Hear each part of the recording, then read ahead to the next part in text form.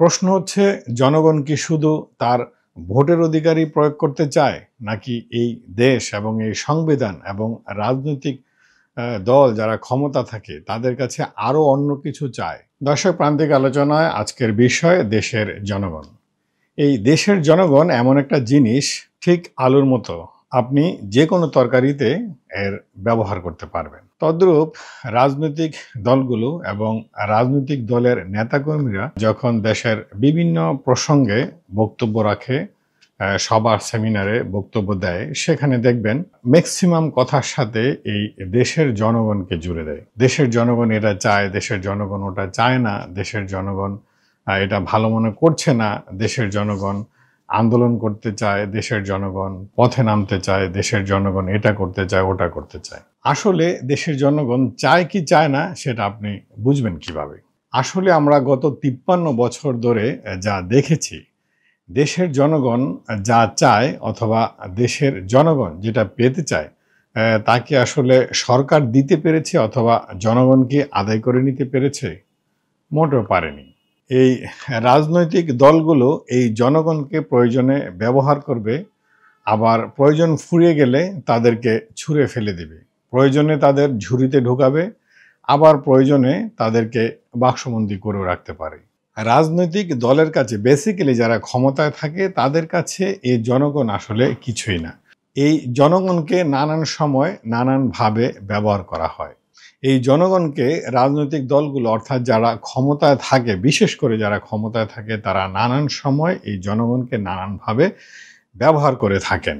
এবার আসা যাক জনগণ আসলে কি চায়।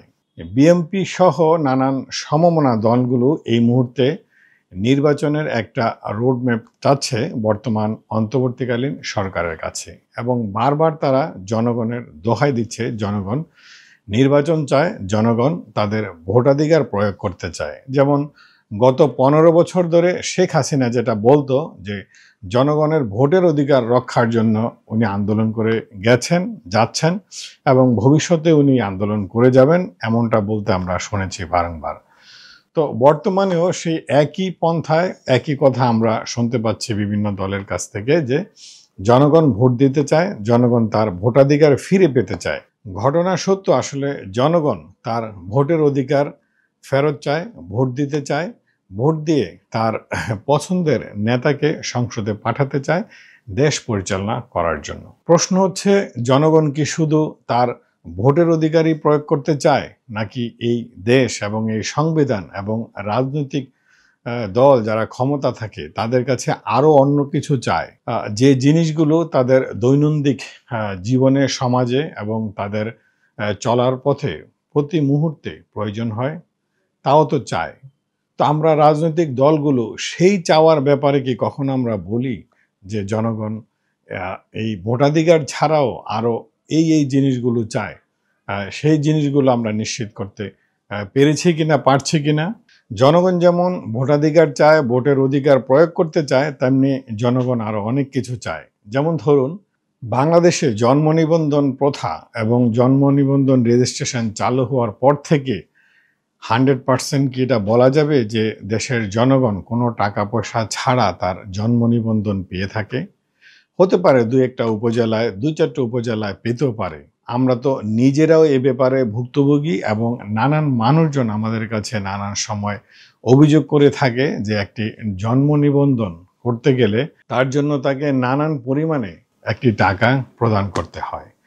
আবার ধরুন কারো জন্ম নিবন্ধনে কিছু ভুল ত্রুটি রয়েছে, আবার ধরুন কারো নামের কোনো বর্ণতে ভুল আছে, অথবা বাবার নামের অথবা মায়ের নামের বর্ণতে ভুল আছে, সেই বর্ণ সংশোধন করতে গেলেও কি সে টাকা ছাড়া পারছে? এসব অভিযোগ আমরা সব সময় শুনে থাকি, কিন্তু একেবারে প্রান্তিক লেভেলের এই সমস্যার সমাধান আসলে কে করবে, কে উদ্যোগ নেবে? আসলে কি সেভাবে সেন্ট্রাল গভর্নমেন্ট থেকে সেই উদ্যোগ নেওয়া হয়, সেই হুঁশিয়ারি দেওয়া হয়, এবং যারাই অনৈতিক কাজের সাথে জড়িত তাদের কি আসলে শাস্তি হচ্ছে? একইভাবে যদি আমি বলি, বাংলাদেশের মানুষের জাতীয় পরিচয়পত্র যখন সে সংশোধন করতে যায়, তাহলে সেখানেও একটি টাকার লেনদেন হয়ে থাকে। সেটা আমরা ঠিক নাগরিকত্ব সনদের মতোই আমরা দেখে থাকি, সেখানেও টাকার লেনদেন হয়।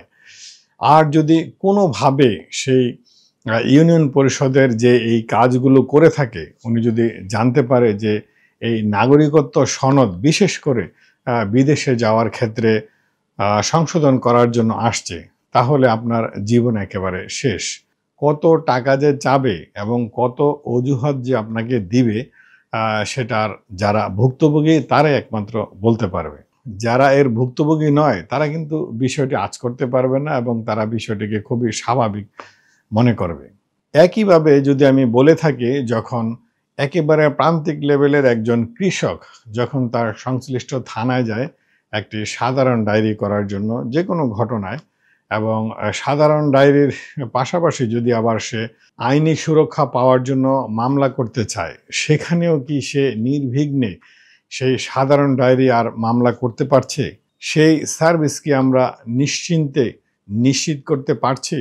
এখনো পর্যন্ত এই প্রান্তিক জনগোষ্ঠীর জন্য এই যে ৩টি সার্ভিসের কথা বললাম, একেবারে নির্বিঘ্নে নির্দ্বিধায় সেই সার্ভিস কিন্তু পাচ্ছে না। হয়তো পাচ্ছে, ওভারঅল সারা বাংলাদেশে হয়তো 10-20% পেতে পারে।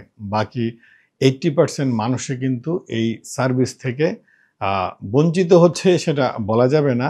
তবে সেই সার্ভিস নিতে গিয়ে তারা অনেক টাকা ব্যয় করছে, যেটা নানান সময় টিআইবি রিপোর্টেও উঠে এসেছে। সেই ধারাবাহিকতা কিন্তু এখনো বজায় আছে এবং এখনো চলছে। তো জনগণের কথা হচ্ছে, শুধু আমরা ভোটের অধিকার প্রয়োগ করলাম, আমরা যে রাষ্ট্র থেকে যে সার্ভিস, রাষ্ট্র থেকে যে সুবিধা, নাগরিক সুবিধা পাওয়ার কথা সেটা আমরা পেলাম না, তাহলে এই বারবার ভোট প্রয়োগ করে, ভোটের অধিকার প্রয়োগ করে আসলে আমাদের লাভটা কি হচ্ছে?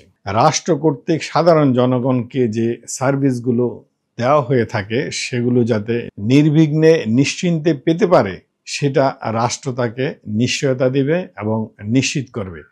তবেই তার ভোটাধিকার অথবা ভোটের অধিকার প্রয়োগ করে তার নেতাকে যখন সংসদে পাঠাবে, সেটার সুফল আসলে উনি পাবে। জনগণের ভোটাধিকারের নিশ্চয়তা যেমন রাজনৈতিক দলগুলো চায়, তার পাশাপাশি এই প্রান্তিক জনগোষ্ঠীর যে ন্যূনতম কিছু সেবা পেতে হয় রাষ্ট্র থেকে, সেই সেবাও যাতে নিশ্চিত করা যায় এবং সেই সেবাও যাতে এসব প্রান্তিক জনগোষ্ঠীকে নির্বিঘ্নে দেওয়া যায়, সেই চিন্তাও করতে হবে এখন থেকে। প্রান্তিক আলোচনা আজ এ পর্যন্তই। ভিডিও ভালো লাগলে সামাজিক কর্মকাণ্ড যেমন লাইক, শেয়ার, কমেন্ট করা যেতেই পারে। ভালো থাকবেন।